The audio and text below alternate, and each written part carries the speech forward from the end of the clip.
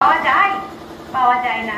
তার কারণ ইমাজিন শক্তি মানুষের দিন দিন কমে যাচ্ছে। এই যে বিভিন্ন ডিজিটাল পদ্ধতি আমাদের সামনে এসে গেছে, তার কারণে ইমাজিন করতে ভুলে যাচ্ছে। আগে বাচ্চারা যদি কাঁদতো, ভাত না খেত, না ঘুমাতো, মা ঠাকুমারা গান বলতো, গল্প বলতো, সেই গল্পে রাজপুত্র, সেই গল্পে ছিল পক্ষীরাজের ঘোড়া, রাজকন্যে, এই সমস্ত গল্প করতে করতে ঠাকুমার কোলে শিশুরা কখন ঘুমিয়ে যেত। আর সেই ঘুমাতে ঘুমাতে সকালবেলা উঠে স্বপ্ন দেখতো, আমি রাজপুত্র দেখেছি, আমি রাজকন্যা দেখেছি। অ্যাকচুয়ালি ইমাজিন করতো। সেই ইমাজিন ক্ষমতাটা কেড়ে নিয়েছে আজ আমাদের ডিজিটাল, এই যে সমস্ত মোবাইল ফোন এসছে, এই যে বিভিন্ন ধরনের টিভি, আরো নানান কিছু এসছে, তারাই নিয়ে গেছে। এখন শিশু গল্প শুনতে চায় না।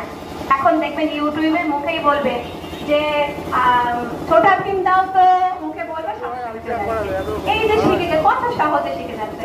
ছোটা ভীম কার্টুন চালিয়ে দিয়ে সে উড়ে যাচ্ছে, এমন ভাবে দেখছে মনোযোগ দিয়ে, তার চোখ আর অন্য কোনো দিকে যাচ্ছে না। তা ভাবুন তো, ছোট্ট দুটো কাঁচা চোখ, মানে কি বলবো, সদ্য প্রস্ফুটিত হওয়া চোখে যদি ওই রকম মোবাইলের মতন একটা বাজে জিনিস তার চোখে পড়ে, তাহলে তার চোখে তো ক্ষতি হবেই, তার মনের উপরে তো আলাদা কিছু প্রভাব পড়বেই। তাই এরকম ভাবে আমাদের ইমাজিনটা নষ্ট হয়ে যাচ্ছে। আমাদের সিলেবাসের ভিতরে আছে সেই ইমাজিনটাকে আমরা ফিরিয়ে আনছি শিশুদের সামনে।